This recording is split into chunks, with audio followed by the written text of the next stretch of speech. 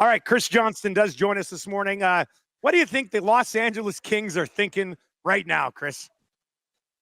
Oh man, I mean, no playoff series anytime is a good feeling the morning after.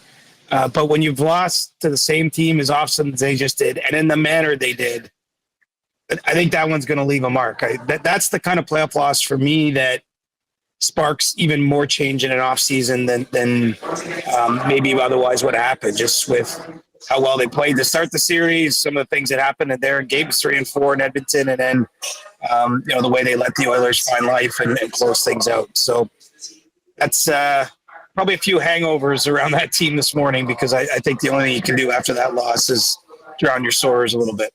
Yeah, you're trying to finally get this victory. You start with a 2-0 series lead and then lose 4 in a row to make it 4 years in a row with a loss.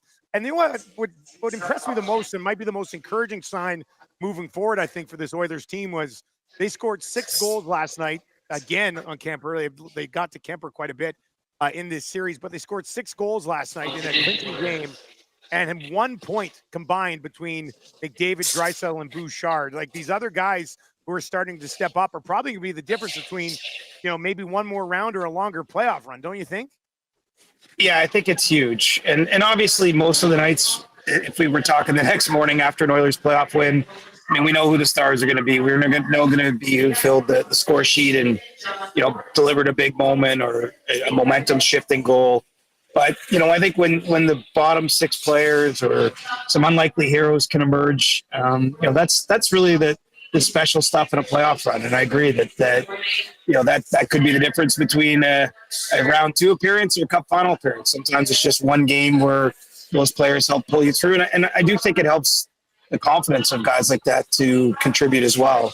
Not going to change the larger view of what the Oilers' path to the formula to a Stanley Cup is pretty clearly going through McDavid, Draisaitl, and the high-end offensive guys. But, see Connor Brown have a night like that. I read the quote where McDavid said it might have been Brown's best game as an Oiler. I mean, things like that.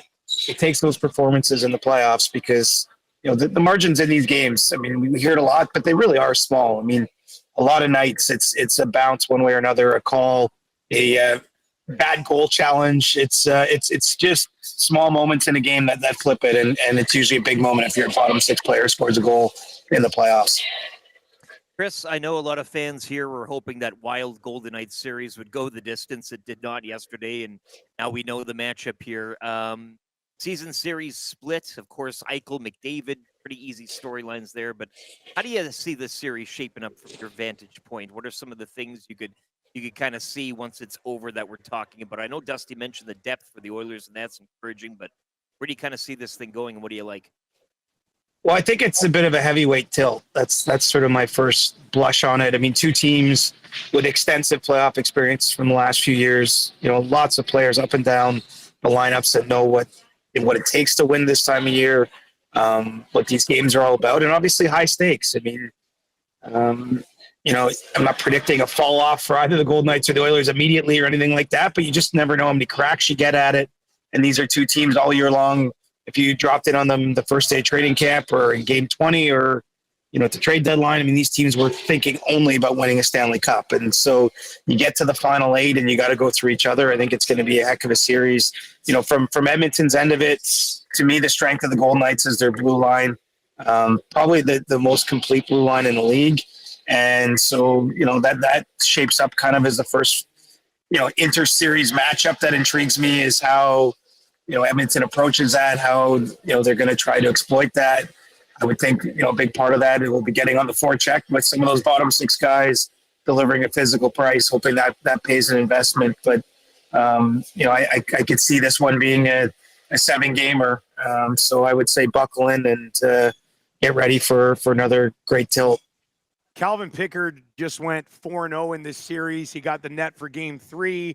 Never gave it back. Obviously, he will start the first game against the Golden Knights. How much is it his net now, do you think? Like, if he has an off game, and they lose, and they haven't lost, I mean, if he keeps winning, they'll just keep playing him forever. But if he has an off game and they lose, how quickly do you think they would be willing to go back to Stuart Skinner? Or has Pickard done enough now to be in the good graces to maybe get another game after, like the chance to bounce back, I guess? Yeah, I think when you've won a round, and also it's the way Pickard played in the second half of the season. Like he picked up the slack. He had to start a lot of games, as you guys know, and played well. So I think that there's confidence there that if one game goes a little off the rails, whether it's exactly like whether we call it his fault or not, but if too many pucks go in the net and the Oilers have a loss, I still think he's got a 1-game buffer. Assuming that his health is remains intact. The issue with Pickard is twofold, though. I mean, he hasn't traditionally played a huge amount of games, and so at some point, especially this ends up being a long series, there'll be a strain of starting essentially every other night on a pacing that he's not really accustomed to, especially as an NHL player. But he's not alone in that around the league. I mean, the Leafs just finished off a series here in Ottawa, where I am, with Anthony Stolar starting 6 games in a row for the first time ever in his NHL career. And so, I think part of the decision with guys like Pickard and Stolar's in the next round, it'll be performance-based. But I think, the teams will want to be very sure not to be overtaxing them physically, just because, these are tough games as it is, but these are players too that they're not typically the guys that start every single game. So I think that would be something to watch for. But from a performance perspective, I think the leash is getting just a little bit longer here for Pickard, because, you have to have confidence in, he's not necessarily stealing these games, but, you're only asking to make the saves he should and give your team a chance to win. And he's done that. TJ, you mentioned right off the top about the Los Angeles Kings and the way they lost this series could lead to more than just your typical offseason change. We've kind of joked about it in our market for the last little while, but the Oilers got the Flames in that playoff series, kind of killed what they had going. The Canucks last year, you could argue that they kind of killed what they had going there as well.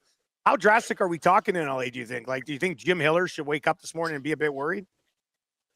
He'll be worried for sure until he meets with his bosses. I mean, let's look around the league. You mentioned the Mike Sullivan hiring in the Rangers, but beyond that, there's still 7 head coaching vacancies. I mean, clearly, you look back to last offseason, it was similar kind of numbers to what we're seeing now. I mean, there's not a lot of tenure for coaches who don't win in this league. I mean, it's not even a 2-year league anymore for some coaches. And so, even though Jim Hiller's had a relatively short time there, and the Kings, they had a good regular season.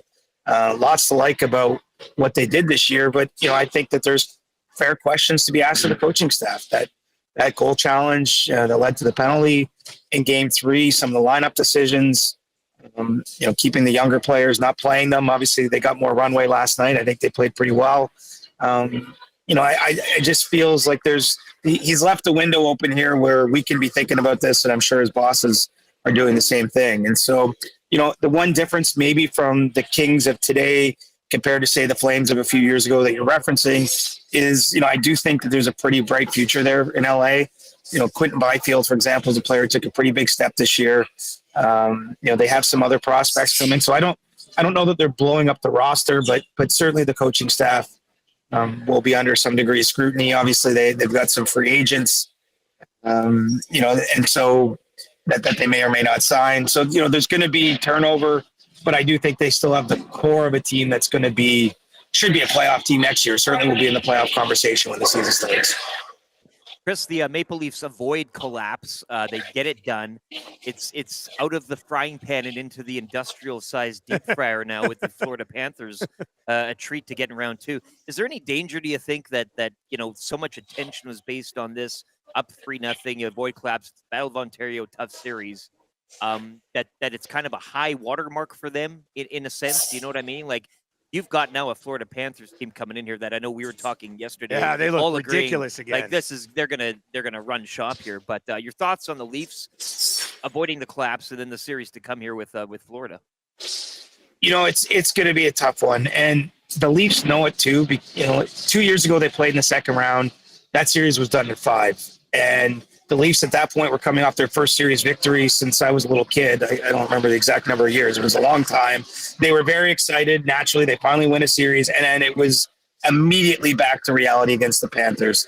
There's not the same excitement, at least like within the core of the team, around this win in Ottawa. I mean, the Leafs expected to win the series. They made it tougher, as you're referencing, on themselves than probably they needed to, going up 3-0. Getting into Game 4 overtime with a 4-minute power play. I mean, the series could have ended 5 days ago. But the Leafs know what they're getting their hands into here at the Panthers, because they have owned them in the regular season as Florida. Stylistically, the Panthers I think they're a tough matchup for any team, but a team with Toronto's offensive stars and kind of built around some of that aspect of the game, I think will be tough against Florida. And so probably the question for me with the Panthers is just where they're at. A number of their players missed time down the stretch with injury. I know they were back in the first round, but they have played so much freaking hockey with 2 straight runs to the Cup final.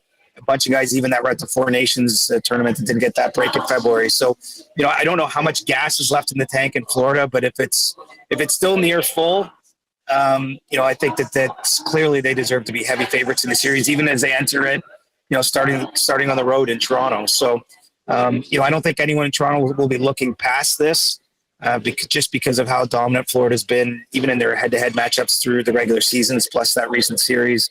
The Leafs have their hands full here, and we don't yet know when it's going to start, but they don't have a lot of time to get ready for the turnaround. Before I let you go, was it a tea or a coffee? We heard you ordering this morning. What do you got? What'd you get? I went with the booster juice. I'm in the stage for Williger Rec Center right now. So there you go. I had no idea, cross promotion, but I'm in that stage where I'm up late every night at games and flying, and I can feel my voice starting to go. So I'm just trying to hit it. I don't want to get scurvy setting in here, so I'm trying to hit it with some booster juice and stay in good shape for round 2. That is what they say. If you want to avoid scurvy, get booster juice. Yeah, It's that's one of the the motto. slogans. Yeah. That's good. All right, CJ, have a good weekend, man. We'll catch up next week. You too, boys.